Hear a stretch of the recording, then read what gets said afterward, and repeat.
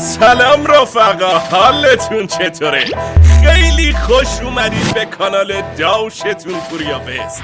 اما من صدام چرا اینجوریه؟ داشتون اومده دوباره باز با مستر بی.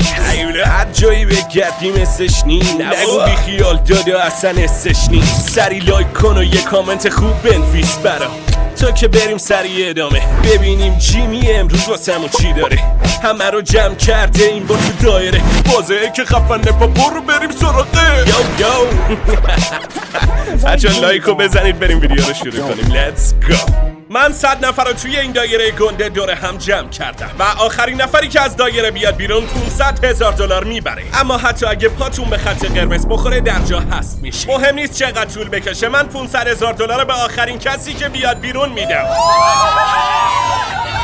$500,000 پوله. برنامه کاریمو خالی کردم، میتونم تا 3 هفته راحت اینجا بمونم. حتی اگه ماها طول بکشه برام مهم نیست. به نظر چند روز تو دایره میمونی؟ راستش من تو اول ژانویه مرخصی گرفتم. جدا 6 ماه مرخصی گرفتی؟ دقیقاً 100 نفر اینجا تو این دایره جمع شدن و چند تا هم چادر آوردن که هر امکاناتی که لازم داریم اینجا باشه. واقعاً عالیه. فقط کافیه یه کار کنیم، منتظر بمونیم تا بقیه برن.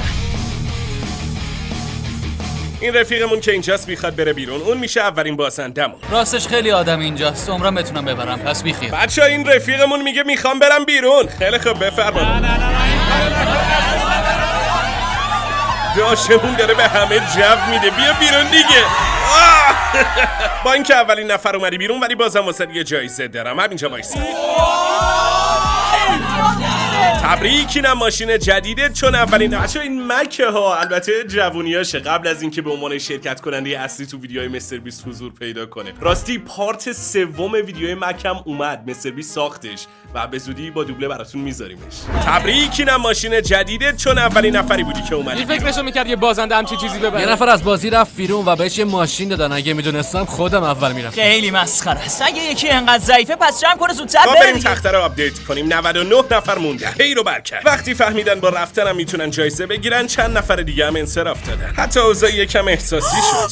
همین پول برام بسته، میتونم بیشتر قسطامو پرداخت کنم. خیلی ازتون ممنونم. فدایت. انتظارشو نداشتم، خودم هم نزدیک بود گرگم بگیرم. دوست دارم ببینم اونی که آخر ویدیو $500,000 رو میبره چه واکنشی نشون میده. آخه تو کدوم مسابقه بهتون استیک خب رفقا، امیدوارم فیلم مینیون دوست داشته باشین چون واسهتون استیک آوردیم.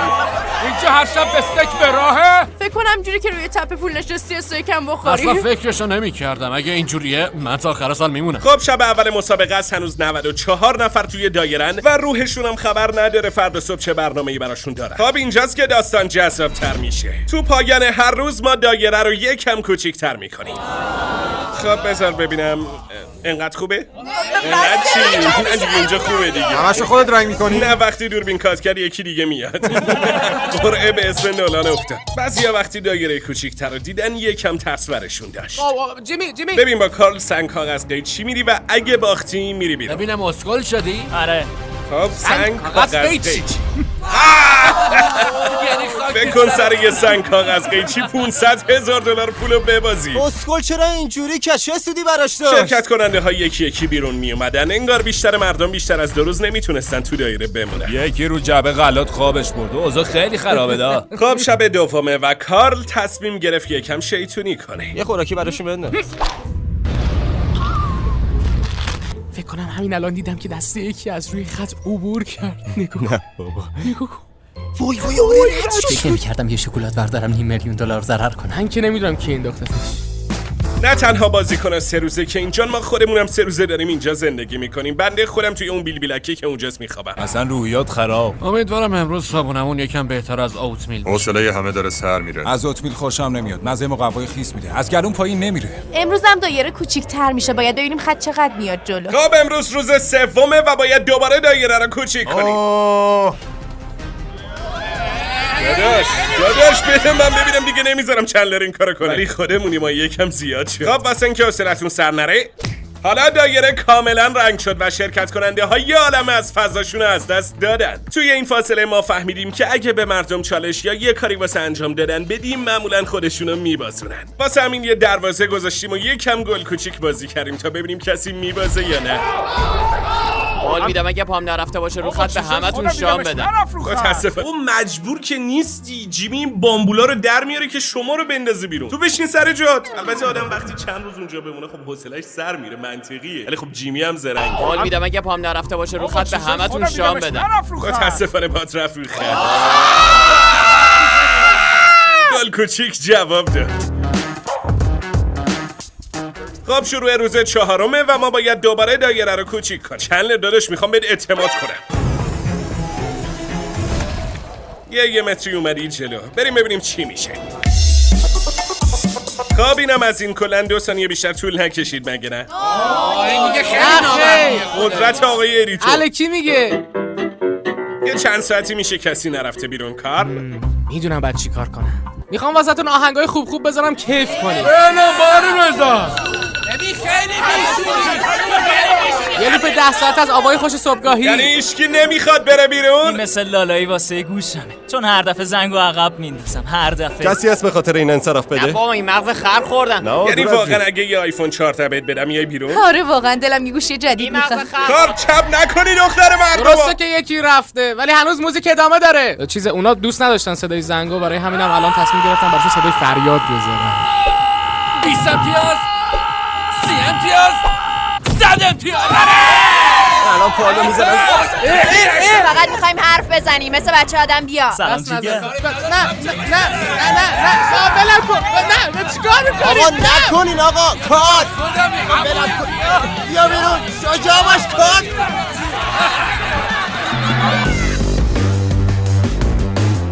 تازه فقط روز 5. اینجا شده مثل کابوسام، همه بلند میشن و داد میزنن. من خستم. البته خیلی رفتن ولی ما همچنان ادامه میدیم. خب رفقا اگه گفتید وقت چیه باید دوباره دایره رو کوچیک کنید. خدمت شما. دایره هی داره کوچیک‌تر میشه و شرکت کننده ها این برگای پاییزی میافتن بیرون. نصفشون رفتن.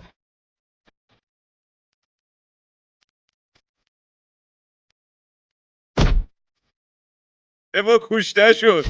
داریم با این شمنا بازی میکنیم بلکه روح و روانمون شاد بشه. حس گوسفند بودن داره. عقلی بگی در حال سوزوندن سلولای مغزی هستیم. تا حالا 10 تا سوزوندن. روز 6 مثل همیشه با کوچیک کردن دایره شروع شد. روزای قبل خیلی اومدیم جلو، بنابراین امروز فقط یک. بعدش یه غلطی کردم و مسئولیت رو سپردم به نولان. اگه بشینید و حتی یه دونه چمن بخوره به قنبلتون میافتیم بیرون. 5 ثانیه هم دووم نیورد داره بهش تعرض میشه. قانون جدید. نولانو مسخره چالش نکنید. سر پا ایستادن یه نفر رو حذف کرد. شرمنده داشت. هر کی نزنه تو صورت خودش. هر کی 10 تا اشتنا نزنه. چش قشنگم آناتومی من اجازه نمیده شکمم میخوره زمین. آشه تو نمیخواد بزنی. اون زانوه میبینم؟ ببخشینا زانو تو گذاشتی زمین. این 1000 تا رو بگیر و بکن تو جیبت. کف مرتب. چقدر خوبه هر کاری بگی میکنن. جیمی هم خوب حال میکنه. خب رفقا میدونین چرا رقص نورا روشنن؟ چون شما یه هفته کامل تو دایره دوم آوردید. به مناسبت اینکه یه هفته کامل تو دایره دوم آوردن تصمیم گرفتم بهشون یه چالش بدم که یه تسلا هم جایزشه. کی تسلا میخواد؟ من جیمی به خدا من. تو رو خدا ولش رو بیا ایران یه چالش بذار که همکنون نیازمند چالش سبز تار هستیم. سگ تو زرشم بیا خونه ما بمون. بیا فقط. کی تسلا میخواد؟ بچه‌ها دارن یه فرش قرمز میندازن که سبزه در واقع. شما همتون میتونید روی این فرش سبز پا بذارید. اگه بتونی سوار این بشی و بدون اینکه بخوری به زمین برسی به تسلا میدمش به خودت بری حالش. چی شد پشیمون شدی؟ نه خیلی وحشتناکه نمیتونم. این یکی داشتمون رفت. برین عقب. یه رقم. به نظرت میتونی یا نه؟ میتونی یا نه؟ رفقامون علنا دارن یه تیم مهندسی میکنن که اون تسلا رو ببرن. خب سوار تایر شد، بریم ببینیم چی میشه. دیگه جدیده. ای وای. یه بار کمتر. چی شد رفت بیرون؟ خب یه لحظه وایسید، مثل که باید ویدیو چک کنیم. الان میام. متاسفانه رفیقمون به وضوح پاشو گذاشت روی خط. این 1000 تا چیه بابا؟ بهش 5000 تا بدید. ممنون که خودت باختی تا به بقیه کمک کنی. و در نهایت با کمک ایرگ جک موفق شد کاری که بایدو بکنه. خب وقتشه. آفرین. سوار شو ببینم بهت میاد یا نه. واقعیه. سیسشو نگاه. الان تو ماشین خودم بالا میارم. باید کمکش میکردیم، واقعا دلش میخواست تسلا رو ببره. من باورم نمیشه. قبل از اینکه تسلا رو بیاریم 36 نفر بودیم و الان فقط 32 نفر باقی مونده. هر بار کمتر از سری قبل. تو روز 8 تصمیم گرفتیم که شرکت کننده ها رو بر اساس رنگ تیشرتشون دسته‌بندی کنیم. خب امروز روز 8 و تا حالا که کسی نرفته بیرون. پس من این گردونه شانس رو درست کردم تا چند نفر رو بفرستیم بیرون. کی میخواد بچرخونتش؟ من میچرخونم. این باید محکم بچرخونی، یواش و اینا نمیشه. آفرین همینجوری. تبریک میگم جنابالی، همین الان 3000 تا بردی. یه بار چرخوندش و 3000 تا گیرش اومد. میخواد دوباره امتحان. دیوید تشویق. خب بذار ببینیم چی میشه. یعنی چی آخه؟ قبول نیست، باگ داره. برو بابا، اصلا دیگه بازی نمی‌کنم. جیمی اون گردونه رو درست کرد که ملت تون ببازن، ولی دیوید پشت سر هم پول درو میکنه. عجیبه. یعنی یه جوری پیش رفت که بدتر از این نمیشد. تو روز 9 ما یه نفر دیگر رو هم از دست دادیم، اما بعدش اتفاقی افتاد که هیچ جوره انتظارشو نداشتم. چی شده؟ جدی؟ خیلی خوب. خدای من. عروس ننم میشه. انتظار همچی چیزی رو داشتی؟ نه. بزنید به افتخارشون، انشالله خوشبخت بشید. خب حالا که اینطور شد یه کیف $10,000 هم میدیم بهشون واسه سوروسات عروسی. اینا هم خوب زرنگن و کلن اینایی هست که تو برنامه زنده و برنامه‌های مختلف خواستگاری میکنن. خیلی زرنگن چون تهیه کننده مجبورشون تو برنامه‌شن یه حالی بهشون بده. بیا اینا هم 10,000 تا کاسب شدن. بده مگه. من 9 روز تو اون دایره بودم و بهترین اتفاق زندگیم امروز افتاد. و حالا نکته‌ای بسیار مهم. متاسفانه بازن یاری نمیکنه اون برشم بنویسیم، ولی شما ساب کنید. شما که سابسکرایب کردی داره دقیقاً به همین دلیله که الان اینجا شما هم ساب کنید تا تو ویدیوها بیاید. خب بریم سراغ کوچیک کردن دایره امروز. این دفعه به جای کوچیک کردن این خطا رو کلوف میکنیم. خب حالا میخوایم واسهتون یکم سخت‌ترش کنیم. قبلا ازشون خواسته بودم که دوتا زوج بشن، حالا میخوایم بچسبونیمشون به هم. تازه تو ادامه روز اجازه نشستنم ندارید. روز 9 ببین مامان چیکار کردن. بزن بریم. تا ابد کنار هم. سلامتی غم کنار هم تا ابد. چیز جمع یعنی چه حسی داری؟ اصلا از شریکم خوشم نمیاد، پس قطعا آسون نیست. خیلی یکم پیش که داشتم قوانین رو توضیح میدادم این اتفاق افتاد. من ویدیو چک کردم و همونطور که میبینید پاش رفته رو خط. نیل داداش تو ویدیوی قبلی لامبورگینی باخت، الانم $500,000. نیل داداش من ویدیو رو چک کردم و متاسفانه پات رفته رو خط. دیگه شرمندم میگه. اصلا اینطوریه اینم به خودم میبادم.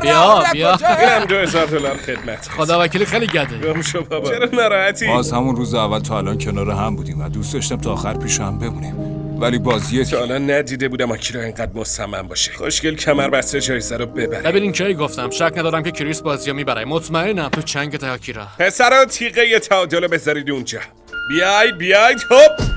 این $10,000 پول نقده و منم میخوام بذارمش اینجا. کسی نمیخوادش؟ $10,000 نقد. داداش اصلا این فکر نکن که نوروز اینجا یا اگه بیفته همش دود میشه میره هوا. گفتم بیاید ببینیم دیوید شانس میاره یا نه. بهت میخوره ژیمناستیک کار کرده باشی. آره یه خورده. آره عزیز صدنت معلومه. خیلی خوب مال خودته. بیا فد بخندی. الان میفته. بابا چرا ژیمناست برداشته بودی تو دایره؟ به خدا الان لیز میخوره. بیا داشمون دیوید تا الان $19,000 پول برده. تازه هنوز تو دایره. اگه کس دیگه ای هم به جز دیوید میخواد امتحان کنه این $10,000 دیگه خدمتتون. خب رفت که بره.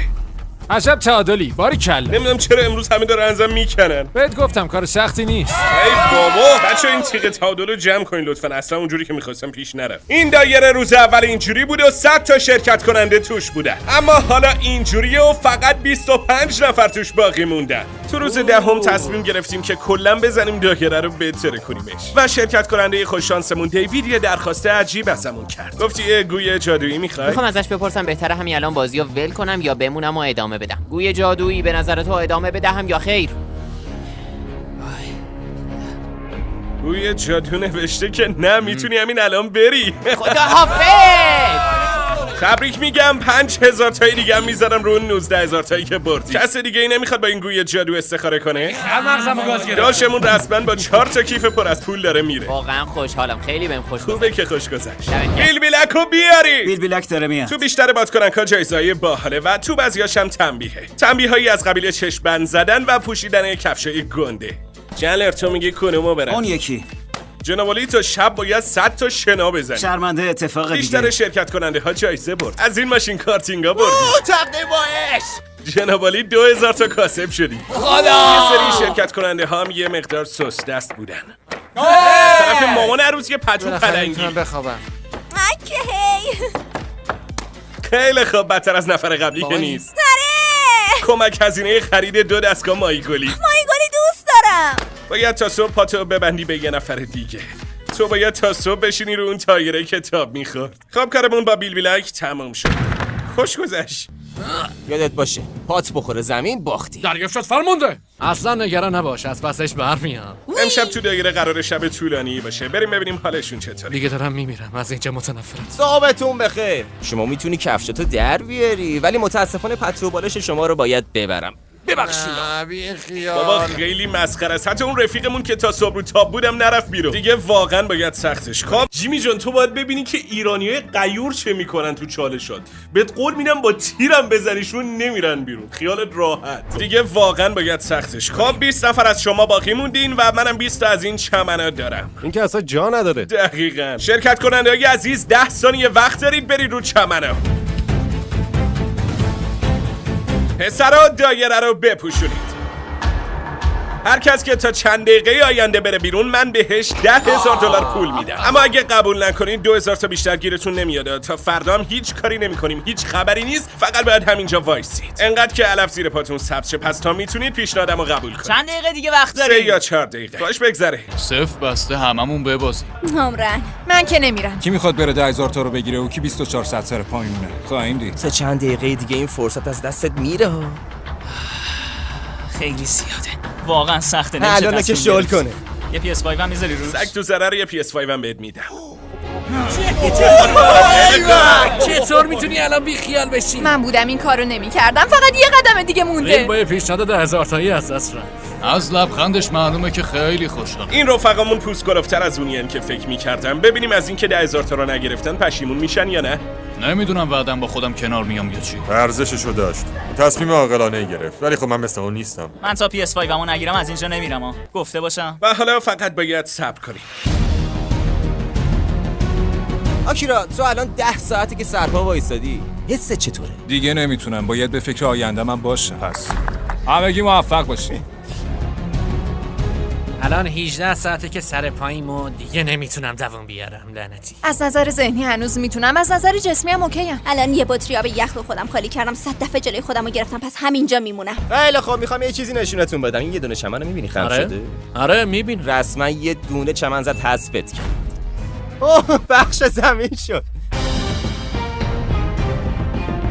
خب الان رسما 24 ساعته که شما اینجا ایستادید. جزیرت رو دوست داری یا نه؟ فقط خیلی کوچیکه. وقتش از اینم کوچیک‌ترش کنیم. عالی شد. خب ما اینجا این چمنا رو داریم که فقط یه ذره از سایز پاتون بزرگترن. بچه‌ها 10 ثانیه وقت دارید برید روش. اینو هم که دیگه نمیخوایم. میخوایم کاری کنیم که فقط 10 نفر باقی بمونن. امیدوارم این پیشنهادم کارساز باشه تا بتونیم بریم ادامه. هر کس همین الان بره بیرون من بهش $10,000 به اضافه $1 میشه $10,001 تقدیم میکنم. دیگه ته دست و دل بازیمه. اوه یه نفر اومد بیرون. اوه یه نفر دیگه هم اومد. دیگه نبود.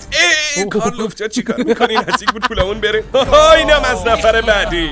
خوشم میاد. همتون خوشتون میاد. وای وای وای وای. برو که خودشه.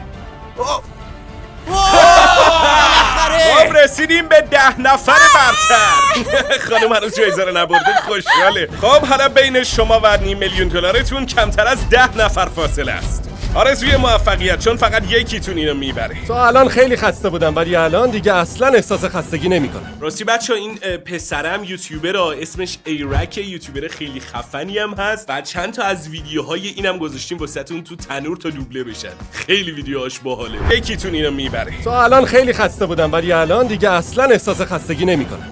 روز 12 داره تموم میشه و میخوام بهتون نشون بدم این علامت سال اینجا چیه. چرا این علامت سال اینجاست؟ الان بهت میگم. خب الان وقتشه که یه پیچش داستانی دیگه بندازم براتون. این ویدیو در واقع 2 پارته و این یکی تازه پارت 1 بود. شما یعنی 10 نفر برتر قراره تو یه ویدیوی دیگه گرگم به هوا بازی کنید سر این 500,000 تا. شرکت کننده‌های عزیز امشب خوب استراحت کنید که فردا مهمترین روز زندگیتونه. رفقا شما هم یادتون نره سابسکرایب کنید که تو ویدیوی بعدی ببینید کدوم یکی از اینا این $500,000 رو میزنه تو گوشش. میبینمتون. برای ویدیو بعدی.